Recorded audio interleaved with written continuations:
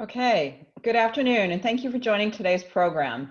My name is Joan Woodward, and I have the honor of leading the Travelers Institute, which is the public policy division and educational informational arm of Travelers. Today, we're continuing our Wednesdays with Woodward webinar series, exploring issues impacting us both in our personal and our professional lives. We've hosted these programs since the beginning of the summer, and we've welcomed thought leaders from across all sorts of industries to join us to share information about their topics. So we're glad you're here today and hope you'll stay in touch with us. Join our email list if you would like information and invitations to all of our webinars. That's institute@travelers.com, or you connect with me directly on LinkedIn, or watch replays of past webinars on our website, travelersinstitute.org. We're excited to continue our series today with the support of the Small Business Entrepreneurship Council and Accion. Before we begin, I'd like to take a moment to draw your attention to our disclaimer on the screen. Today's presentation is on a topic that is equally important in our professional and personal lives, which is resilience in times of uncertainty. We've all been living through immense uncertainty since the onset of this global pandemic. And then on top of that, stress, one of the most polarizing elections of our lifetime. With stress weighing on us and uncertainty continuing, resilience is more important than ever. So what are the qualities of resilient people? And how can you build your own resilience? Here to help us answer these questions, today we have Wendy Wollner. Wendy is a resilience trainer with Humana Employee Assistance Program and is CEO of Balancing Life's Issues, a leading workplace training organization.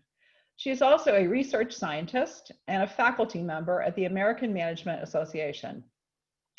A note on this presentation: the content is brought to you through our collaboration at Travelers with Humana's Employee Assistance Program. Humana is the industry leader in the EAP field and has partnered with Travelers for more than 20 years. We are pleased to be able to offer this program to you today through that partnership.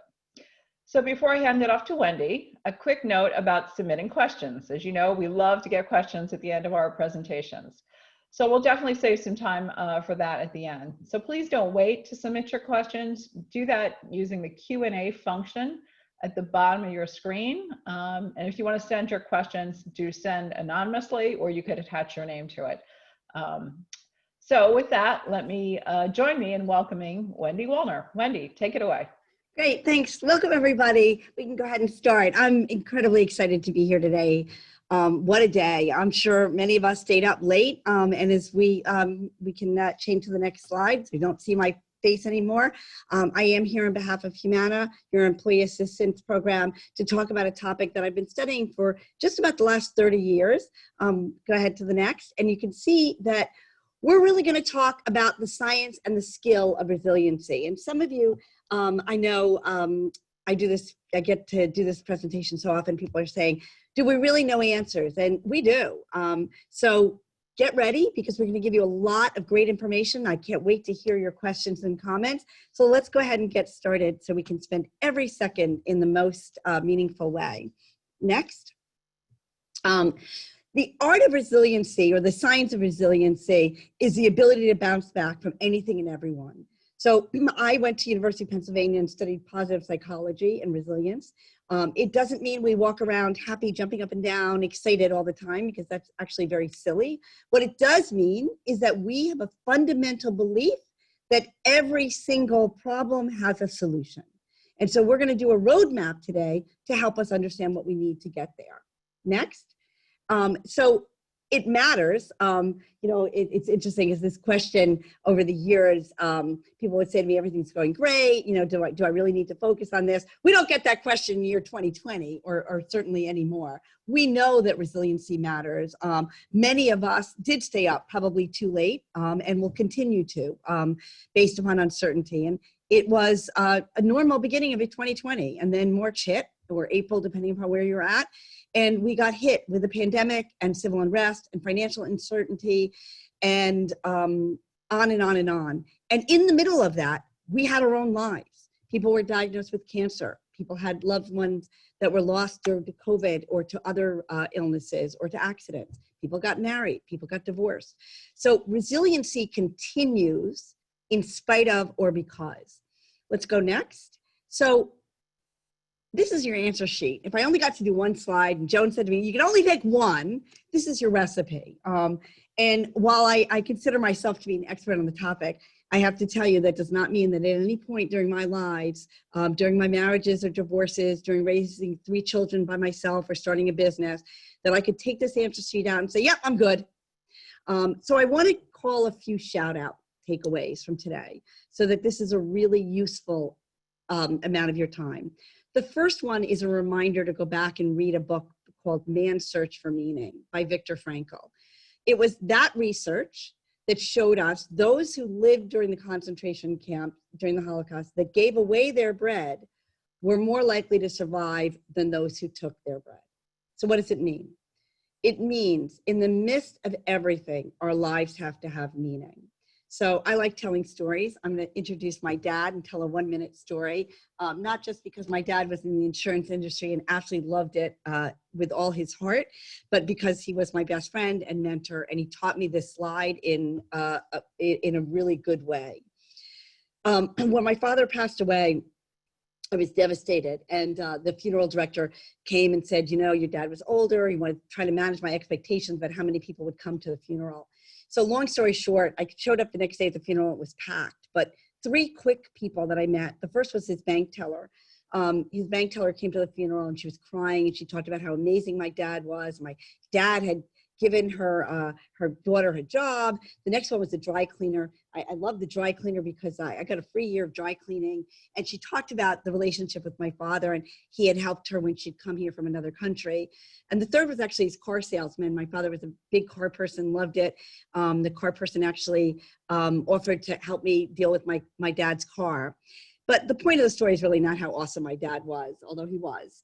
The point of the story is I went home that night and I realized I was missing something. I was missing that first bullet. I live in a day and age where I can Venmo, I can app, I don't need to talk to anybody else. And now worse than ever.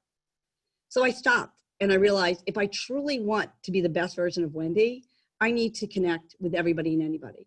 So even now in the middle of the pandemic, I make sure that I talk to the people in a socially distant in front of me. Sometimes I'll say, oh, you're in much more of a rush. You go in front of me. I make sure that the fundamental part about resiliency is that I'm doing my part to make this world a little bit better.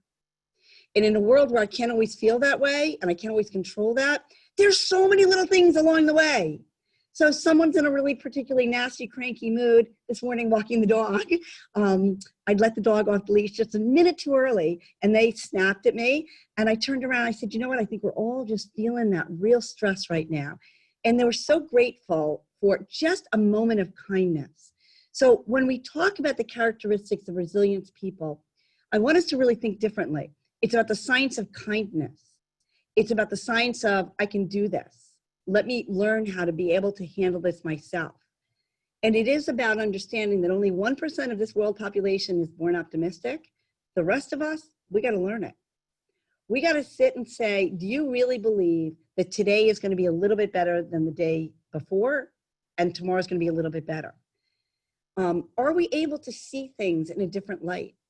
So many of us have children and family members. And so this is a great opportunity to rewatch some classics. So Finding Nemo, best movie ever to rewatch, best line ever is when the father can't find Nemo and he's really freaking out. And he says to the Ditsy Dory, gee, you know, I promised him nothing would ever happen to him.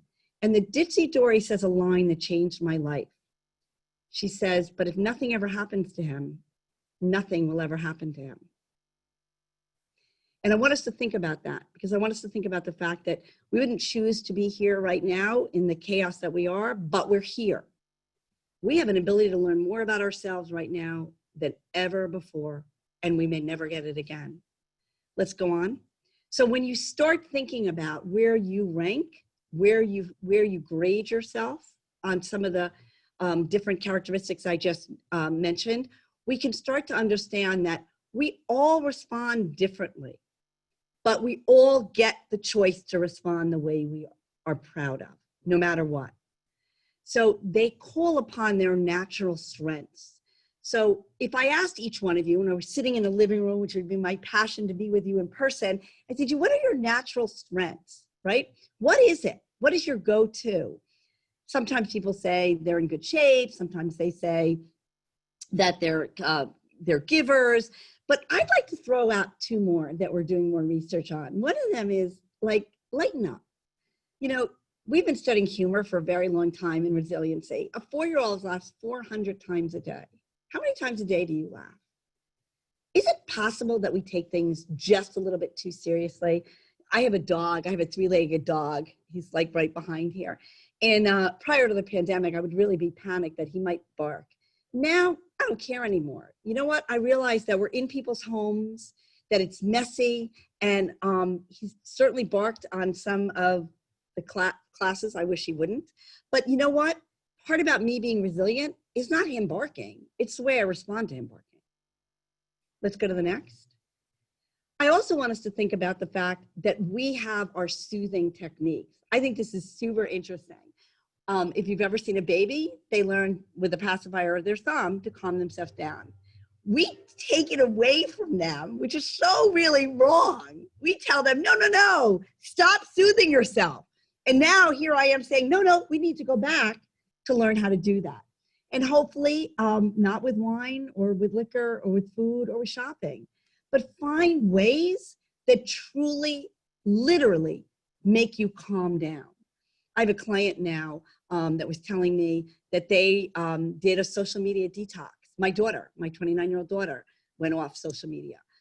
She found ways to say, this is what works for me to calm down. My personal one is I love sunrises and sunsets, and I schedule around them. I have an app that does download it, and I watch it, and I can actually feel my blood pressure just. So do me a favor for a second and uncross your legs. And if you feel comfortable, close your eyes or look down and just take a deep breath in for 6. Hold for 3. And let go for 6. Just one more time. Take a deep breath in for 6. Hold for 3. And let go for 6. I appreciate Joan doing it with me. We don't get to take our words back. And I'm sorry it can get old very quickly. And so calming ourselves down before we say or do the wrong thing is a very important tool. Next. You've heard a lot about hope. There's a wonderful reference book by Dr. Grotman called The Anatomy of Hope. And it's based upon a lot of research that the American Medical Association did about 2 years ago that talked about genuine faith and faith in whatever you choose to believe in. But genuine faith is part of our connectivity. So what do I mean by that? I've had the opportunity to interview hermits, people who live alone, that do whatever they want, whenever they want. And you'd think, whoa, Wendy, that's pretty cool, right? They actually live decades shorter than we do. We are connected. We're mammals. Matter of fact, we can die from broken heart or loneliness. So what makes the difference for resiliency is people who believe that we're going to be better. So believing in a cure for the pandemic. I talked about my dad. It would only be fair to give a mom story for a minute here. My mom, I was 85, all the time talks about polio. She was telling my children the other day through FaceTime that she went to camp and they were very scared that they were going to wake up paralyzed. Of course, that was the time of polio. And then a man created a vaccine and polio went away. And she brought to that family this idea of hope because she's witnessed it. And I think sometimes it's so important to go back and look at it and think about in our own roles, have we lost hope? Because hope is a key component to resiliency. We truly believe, resilient people truly believe that we're going to get back up, but we truly believe we're going to get back up better than when we were before. Next. I also want to be clear Joan mentioned, I teach at a business school. This doesn't mean that I don't think people, they need to know how to do their job. They need to be able to show up. They need to be reliable and trustworthy, and they need to be competent. I read 4 papers every morning, so I get a different sense of what's going on. So focusing on your continual learning is part of resiliency. There's a wonderful book called Taming Your Gremlins, which talks about how we can silence our own critic to move forward. So maybe this is the time to go back to online school. LinkedIn universities have tons of learning. Coursera has tons of learning. There are so many amazing opportunities about learning things right now. I have a running coach and I have a tennis coach because I'm not very active in those things, and I want to learn how to do those. So resilient people are constantly learning. They're constantly embracing. I've had the pleasure of meeting Warren Buffett, and of everything that he taught me. He sponsored 10,000 small businesses through Goldman Sachs. He reads 60 books a year. Now, I mean, I'm at 30, and I think that's like really a lot. He does 60. The man is in his 80s, has cancer, and works full time. So becoming an avid reader and learner is part of resiliency. Next. So I know I fast forwarded. I even have more time because I really believe in the conversation of this topic. And I know we have some good questions, but I personally, when I like to engage a group, and I appreciate so many people being here, I'm here because I believe people need maybe more direction about resiliency in their own lives. So Joan, I tried to give a ton of time for questions and conversation, and I know you have some good questions for me. So I thought it'd be a little bit more fun party to get everybody involved. That's terrific. And Wendy, really, I mean, great slides, great advice. And I can relate to you with the story with your father. I had a similar experience with mine, and I thought, wow, you know, who knew all these people had connected with him. And so anyway, I appreciate you saying that. So, all right, folks, we have a lot of folks on the line. We'd love to hear your questions. So if you could put them in the Q&A function, just hover over the bottom of the Zoom call there and just type them in. Just type your questions in, and you can attach your name or not. And can I just dive in here? Yeah, please. Great. So how do we as business owners help manage stress and focus on hope and our mission? I love that. And I will repeat the names of books.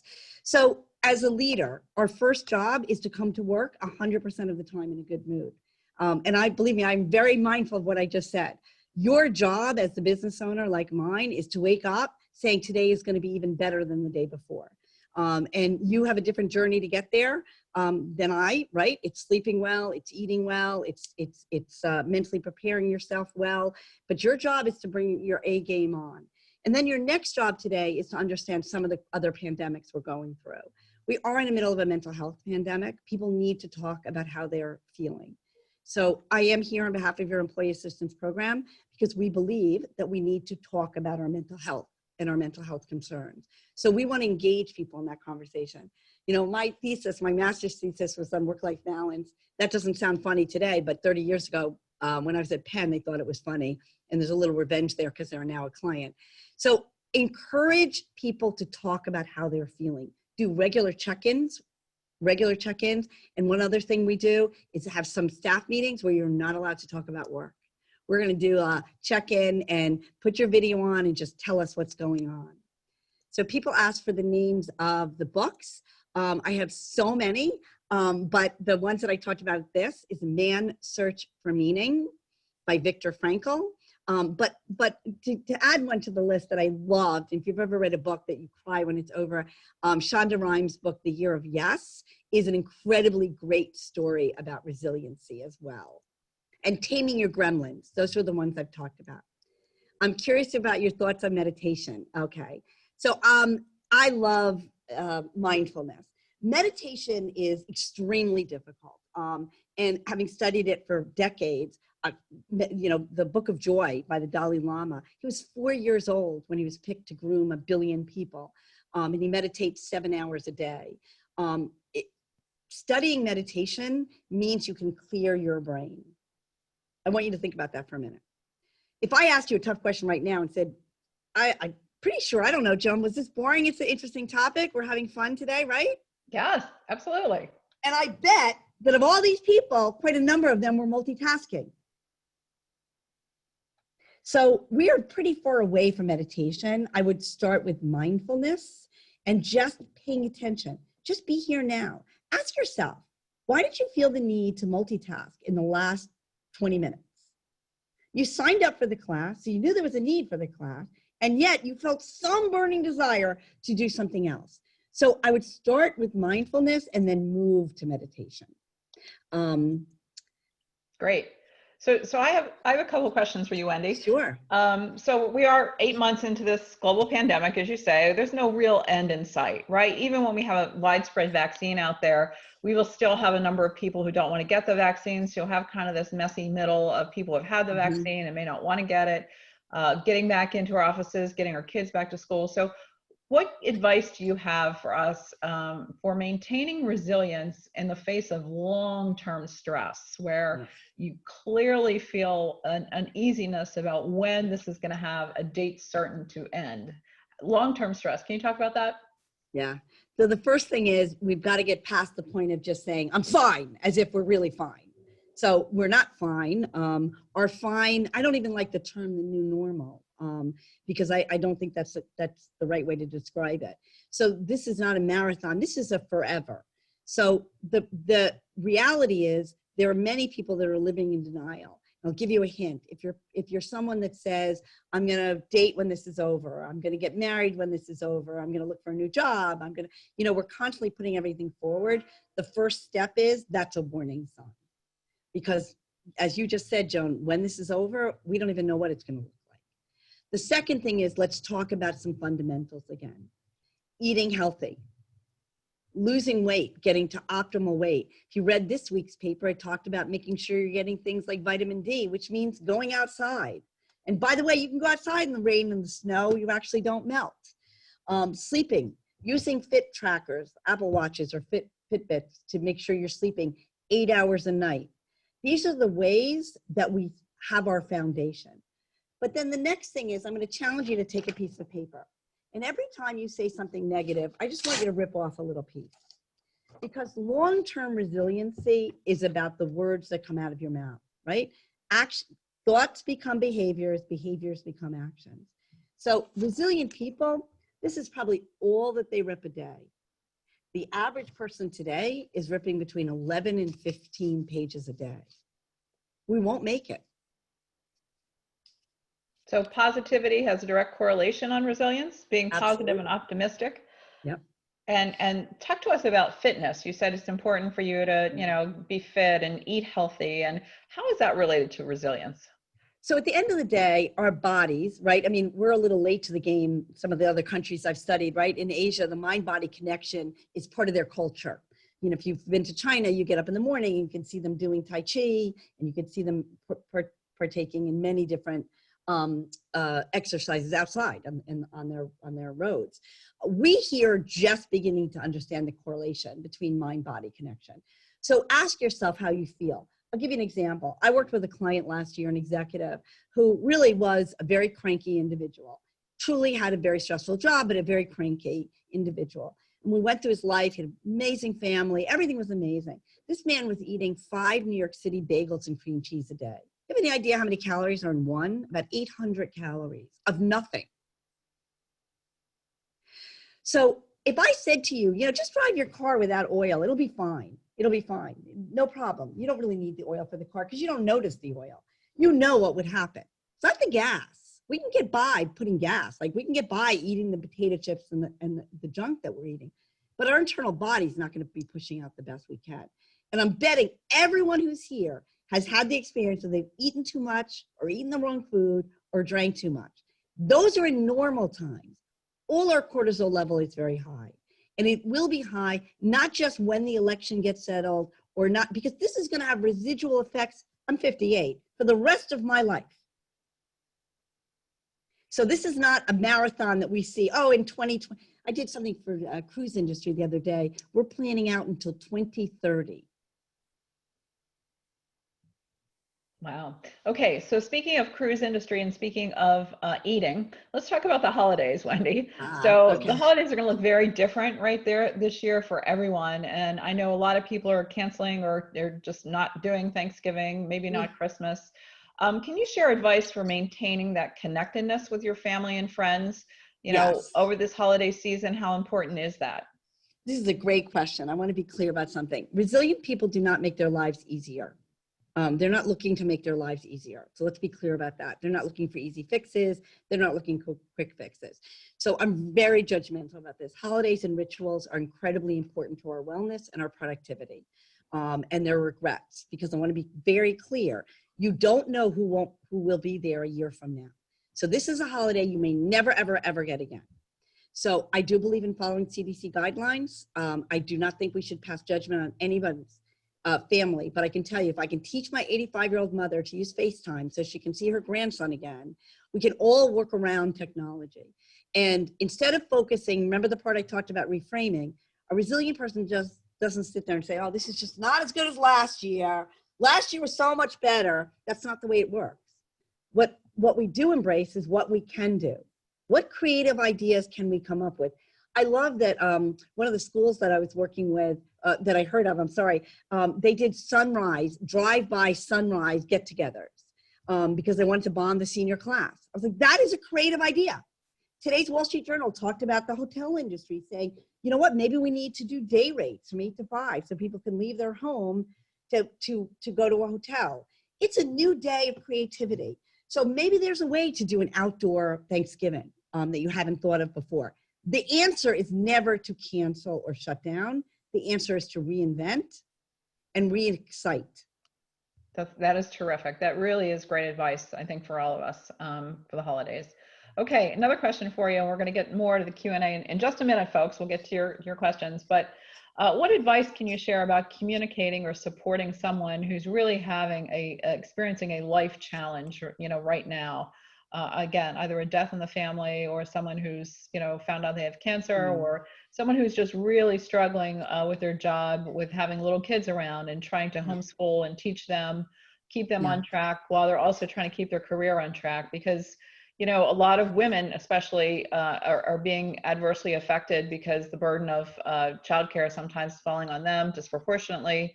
Not in all cases, obviously, but someone who's experiencing life challenges, what do you say to that person, or how do you communicate to that person, either as their boss or their colleague or just a friend?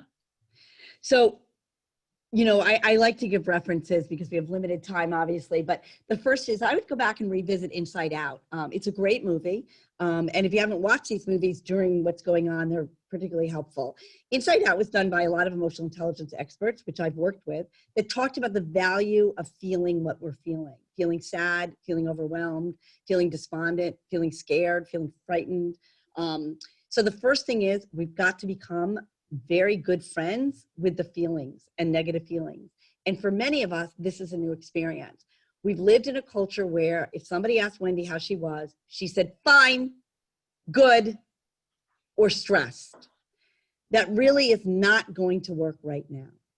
Domestic violence is up in this country about 13%. Suicide rates are also up, especially if you're involved with the military. And we always want to thank people who work for our service. So we need to be able to talk about difficult situations. I fervently believe, and I'm going to say this with the drum roll, that we all should be able to talk about anything and everything to everyone. We need to learn to do it respectfully. So how do we answer Joan's question? Very hard. Instead of saying the rules like we can't talk about politics at work or we can't talk about religion, that's not the right answer. The right answer is, how can I understand why you voted that way? What can I learn from you? Because what do we do to help people through tough times? We get them to talk about it. Great, great. All right, I have a question coming in from the audience here. Sure. Joseph Bishop asked, do you have any recommended group exercises which can be distributed by email or webinar links, which are designed to make and maintain interaction with family or colleagues? So this is a clear a workout nut, asking us our question, forcing family members and others to join him, it sounds like, in his exercise. I do, and boy, there are so many. I'm not sure which one to shout out to. But I'm a big believer, I'll answer it more in a global way rather than endorsing one particular one. I believe in mandatory fun. I did this with my company over the last week. We did pumpkin decorating. We've never done that in 30 years. And we gave a donation to a charity. So I've got one. Joan, is that all right? I'm going to jump in. Please do. Okay. How do you promote resiliency and unity among a diverse workforce when there's so much divisiveness in our society? And that's from Jason Ciano. So, you know, the way we build inclusion and the way we foster inclusion in today's divisive work is to embrace differences. And so there's a good saying, right? We didn't invite you to the party. We didn't just invite you to the party, and we didn't just invite you to pick the music. We invited you to explain why you like the music. So resiliency is messy, and diversity and inclusion can be messy. And it can mean that you might say the wrong thing, and then you're going to say, hey, help me understand what I did wrong. Teach me. I want to understand. I don't know what to call you. I'm not sure whether I should use this word or that word. What's the right word? Let's engage in the conversation. Let's take the time. I know you interview so many people, and so my personal bias is that this is our foundation, right? Our relationships start with the ability to show that we care. By the way, there's a great example of where this works. eBay was started, and when eBay was started, they spent a lot of time really analyzing how they were going to make sure the trade happened. And finally, a group of people said, you know what? We don't have to worry about that because people are good and honest. And the fact is, eBay is built on that. People do what they say they're going to do. And I think in this world where we're always hearing about division, it's actually not true. The truth is we go above and beyond, especially in the insurance industry. You're there to help people know what could come next. We are. Really go ahead. Yeah, Sorry. no, that's great. Unsolicited endorsements. We love that. All right, Wendy, here's another one for you from Ted Walsh. Can you talk about sustaining and building culture in a remote virtual world from a leadership perspective? So we have a lot of managers around the place, a lot of our agent and broker partners.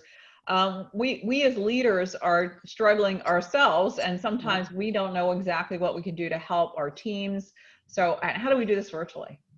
So there's two answers. I mean, and I'm going to, the best shout outs would be to Brene Brown and Adam Grant. Full disclosure, Adam Grant's at Penn. I was one of his first book reviewers. These are great podcasts. And as leaders, start being a podcast listener. You know, they're up 78%. I do a minute. I record as a leader a 3, 4, 5 minute podcast. I send it to my team. First thing I did this morning when I woke up is I was like, wow, crazy ride. You know, and I really make sure that my messaging as a leader is inspirational.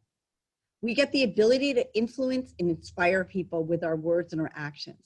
But that also means I share vulnerable stories. And I tend to be a little bit outgoing. I don't know if you can tell, Joan, I'm a little bit of an extrovert. But that does not mean that I always love sharing some of the stuff that I share. But I know that it's going to help build bonds together. Great. Okay. Another one coming in here. You said less likely to suffer from depression in one of your slides. Do you mean clinically depressed? I think I've been depressed several times in my life, but those experiences helped me to become incredibly resilient today. I feel I'm unbreakable because of these experiences. Can you elaborate on that? Yeah, I can. So depression is something that there's a lot of new research. Let me just quickly really define. Everyone has blues. They have days where they feel like, oh, you know, I just don't feel like it.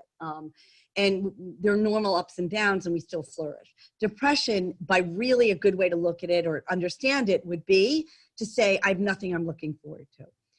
There's no question that with seeking the correct medical help and seeking the correct psychological help, that we overcome depression and become stronger. So I'm happy to hear that that person understands that. They truly embrace the fact that there were times in their life where they couldn't see tomorrow, and then they learned to see tomorrow. And it's a combination. So we are absolutely a believer in getting the appropriate medical help that you need. Interestingly enough, though, we are seeing less and less about it being genetically linked. So some people just, it's a self-fulfilling prophecy, right? They'll say, well, it runs in my family, so I'm going to get it. And we want to be sure that people know that that's not necessarily true. But I will say what is amazing about why I love this topic so much is there's nothing in the world that can ever feel as good as doing something that you didn't think you could do. So I have a mantra.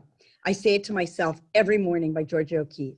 I've been terrified every minute of my life, but it never stopped me from doing anything. I love that. I'll share a personal story to all the folks on the phone. Story time. The thing that I personally never thought I would do, never thought I would be good at, because I'm not an athlete. If you know me, I'm not an athlete, but I took up golf during COVID. And I just took lots of lessons. I was very humiliated many times playing with family and friends, but I took up golf and I never thought I could do it. And actually, it turns out I could actually play golf, which I'm probably not going to anytime anymore when I get back to my real life. But you're saying this is my real life now, that we shouldn't say when it gets back to normal. We should think about in terms of this is the normal. Make yourself happy within that normal. Okay, a couple more questions here for you, Wendy. How do you find your time to read 30 books? And give us some tips for setting aside our own personal time. Especially now, we've read stories about people actually working more because we're working from home, so we're working more. So how do you find time for yourself and setting that aside? Not just to read a book, but maybe go get a facial or get a massage or play golf. Absolutely. We have so much time. We're masters of time wasters. I would challenge you to do a quick activity. We all get 168 hours a week. Actually, I'll do it. We'll play. We have a minute. If you take your calculator and you play with me, I'm going to sort of make you feel appropriately guilty. You all get 168 hours a week. You're going to take away 56 hours for sleeping because you all eat, you all sleep 8 hours a night times 7. So you're down to 112. We're going to recommend that you work 50 hours a week, no more. I keep a Post-it chart, 50, we're down to 62. We do about 10 hours a week of caring. You can play with your own numbers, put your own numbers in. We do about another 10 hours of chores, we're down to 42 hours. We exercise an hour a day, 7 days a week, so we can take away seven, and then we do about 12 hours of what we call the emergency fill-in. So no matter how many times I do this with every client, I can guarantee you I just found you 20 hours a week that you have no clue what you're doing with. But I will say something to you, hopefully not arrogantly, but more something I'm proud of. I know where every second of every minute of that goes. I know where every choice that I'm making. If I make a choice to binge watch, it's a choice. If I make a choice to, read a book, I make a choice. But what I don't do is ever say I don't have enough time. Because I just found you 20 hours a week that you have no idea what you're doing. Okay, excellent. Another question from Susan Snolly here. Any good book recommendations for our kids, either younger kids or teenagers maybe during this time of, anxiety? Absolutely. So Who Moved My Cheese has a teen version as well, which I love. I love a book called Hey Little Ant. And I know it's meant for very little children, but I use it with teenagers. It is an amazing way to teach empathy. Again, that's called Hey Little Ant.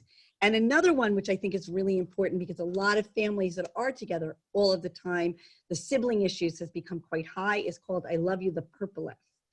And it's a book about a sibling story. And if you ask me the age, I use those up into 18.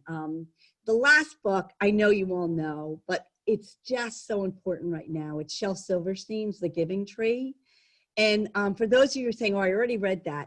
If you haven't done these things lately, and I mean really lately, like now, like if we're not waking up this morning when we're hearing the ambivalence and the divisiveness, this is the time to pull out books like The Giving Tree. This is the time to pull out books like Hey Little Ant to revisit those conversations. Okay, great.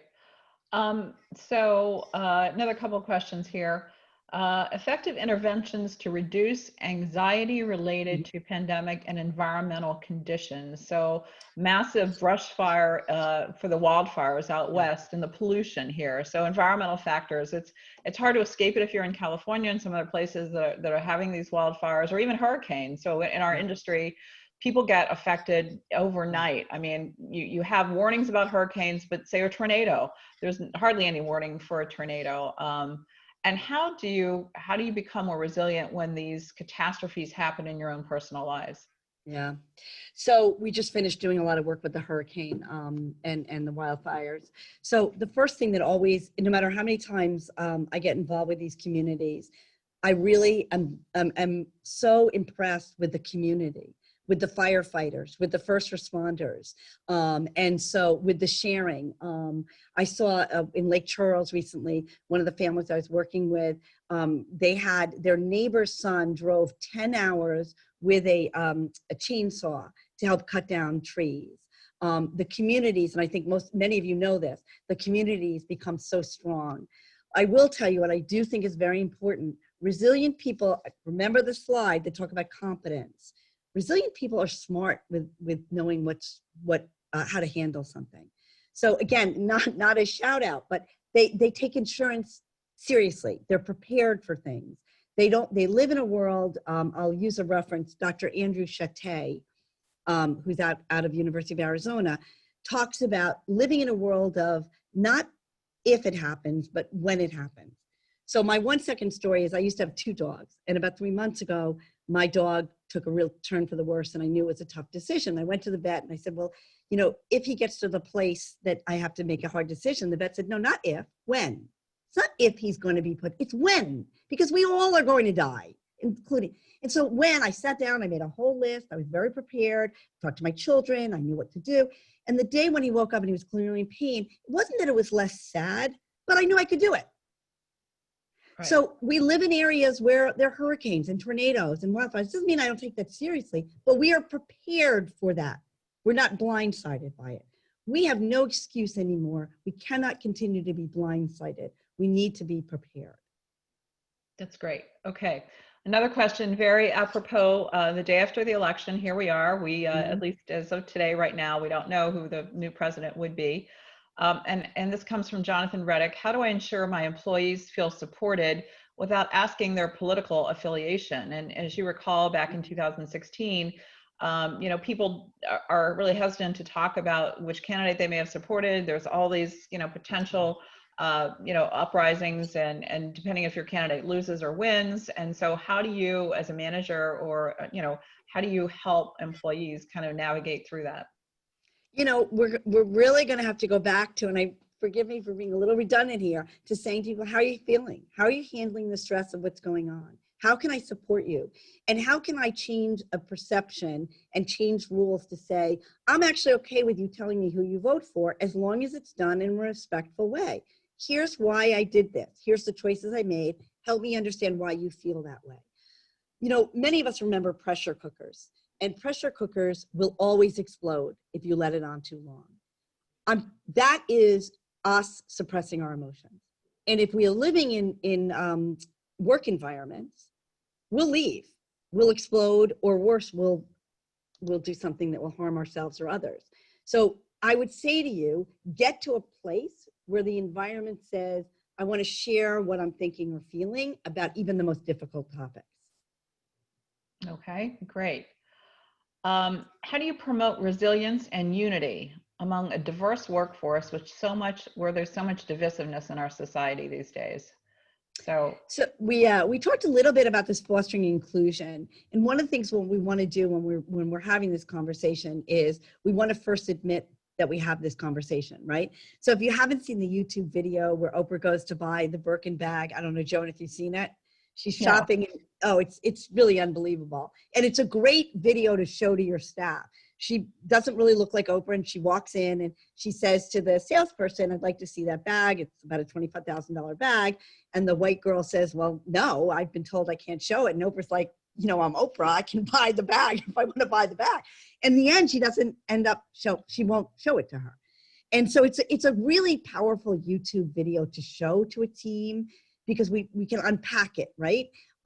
So I think you can hear the theme in our questions. Resilient people, they talk about that. They talk about what was it like to be the salesperson? What do you think Oprah felt like? So they're going to use real life teaching moments to talk about it. Okay. Can you repeat the podcast that you talked about, one of your favorite ones that you like? Yes. Or maybe spell it, I don't know. Yeah. Sure, I will. Absolutely. Thank you for asking. It's Adam, A-D-A-M, Grant, G-R-A-N-T. He's got a work-life podcast. Maria Shriver, I'm sure you recognize that name, S-H-R-I-V-E-R. Her podcast is more interviews, kind of like what we're doing. And Brene Brown, Brene, Brown, Brown.